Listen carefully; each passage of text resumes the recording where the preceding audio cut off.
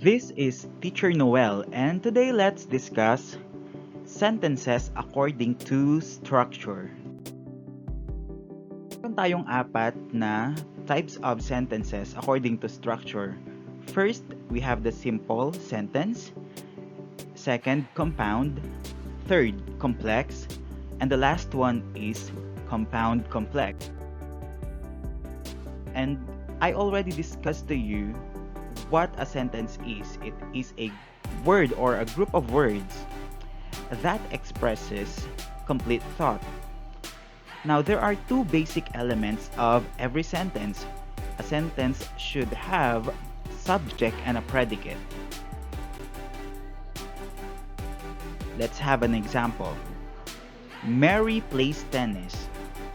In this sentence, the subject is Mary, the predicate is plays tennis.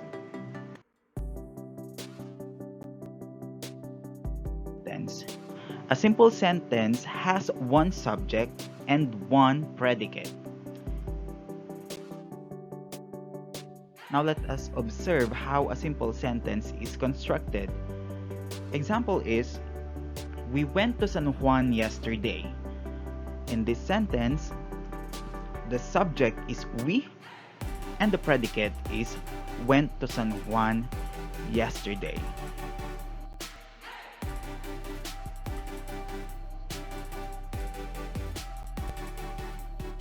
Another type of simple sentence is the one which has a compound subject and a simple predicate. For example, Tom and Mary play tennis. So in this sentence, there are two nouns.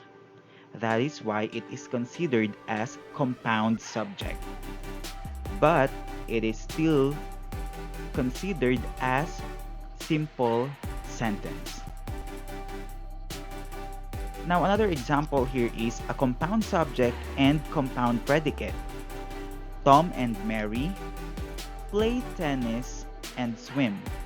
So it is a compound subject because there are two nouns, Tom and Mary. And the predicate is considered as compound because there are two verbs, play and swim. However, it is still considered as simple sentence. Have compound sentence. Compound sentence has more than one part that can stand alone. Now, I already discussed two types of clauses. The dependent and independent clause. Pwede nyo makita yan sa mga videos ko. So when we say a part that can stand alone, it is the independent clause. Independent clauses are connected by conjunctions or the coordinating conjunctions. Kung matatandaan nyo, na-discuss ko na rin yan, ayan yung fanboys. Yung for, and, nor, but, or, yet, and so. Conjunctive adverbs or a semicolon. So yung first example natin sa simple sentence, we went to San Juan, is used again in this compound sentence. We went to San Juan and most of us danced all night. So let's examine the sentence. So on this sentence, the first thing that you have to look for is the coordinating conjunction. Nasaan dito yung coordinating conjunction? The word and. So, the coordinating conjunctions separates the two independent clauses. So the first one is we went to San Juan. The subject is we. The predicate is went to San Juan. And the second independent clause is most of us danced all night. So the subject in this sentence or clause is most of us, and the predicate is danced all night.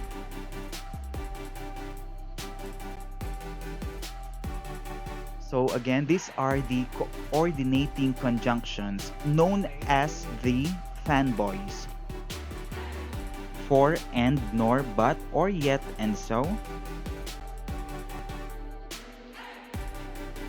We have the conjunctive adverbs, moreover, however, otherwise, therefore. So now let's have an example using conjunctive adverbs. Bob is handsome. Moreover, he is rich. So Bob is handsome, that's already one independent clause, and he is rich is another independent clause, joined by moreover, which is a conjunctive adverb.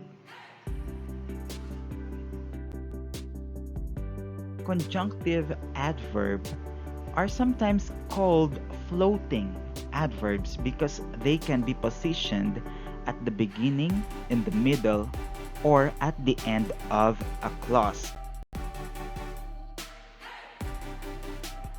Bob is handsome, moreover, he is rich. So kung napansin nyo, nasa beginning or nasa simula siya nung he is rich. Second, Bob is handsome. He is, moreover, rich. So dito nasa gitna naman ang conjunctive adverb. Third one, Bob is handsome, he is rich, moreover. Dito nasa dulo naman. That's why it is called floating adverb kasi pwede mo siyang ilagay sa simula, sa gitna at sa dulo. Now, what is semicolon? If the relation between the ideas expressed in the main clauses is very close and obvious without a conjunction, you can separate the clause with a semicolon. For example, Tom has benefited from his exercise program. He is slim and energetic. So here, this is an example of compound sentence using a semicolon. The first independent clause is Tom has benefited from his exercise program. The second independent clause is he is slim and energetic. Now let's move on to complex sentence. Sentence has at least two parts, one that cannot stand alone and one that can stand alone. Ibig sabihin, meron siyang independent and dependent clause. The part that cannot stand alone or yung dependent clause is linked to the rest of the sentence by a subordinating conjunction. Here is the examples, compound or complex sentence. Since my boyfriend and I wanted to have fun, we went to San Juan yesterday. Let's examine the sentence. The part that cannot stand alone is since we wanted to have fun. It cannot stand alone kasi it does not express a complete thought. At tandaan natin, ang sabi doon sa definition kanina, a dependent clause is linked using subordinating conjunction. Nasaan ba yung subordinating conjunction? Yung word na since. So, since we wanted to have fun is the dependent or subordinate clause. Now, where is the independent clause? That is, we went to San Juan yesterday. These are the most common subordinating conjunctions. We have after, although, as, because, before, how, if, once, since, then, that, though, till, until, when, where, whether, and while. Marami pa. Hindi lang nailagay dito lahat. is compound complex sentence. Siguro naman meron na kayong idea about dito, no? Since we already discussed the compound and the complex. It is just the combination of the two. This type of sentence has more than one part that can stand alone, meaning two or more independent clause and at least one that cannot. So conjunctions linked the different parts of these sentences. So in this sentence, makakakita tayo ng coordinating conjunctions para sa compound and then subordinating conjunction naman para dun sa complex. So let's have a... Since we wanted to have fun, my boyfriend and I went to San Juan yesterday and we danced all night. Let's examine the sentence. So here, the part that cannot stand alone or yung subordinate or dependent clause is since we wanted to have fun. Kasi nandoon yung subordinating conjunction na since.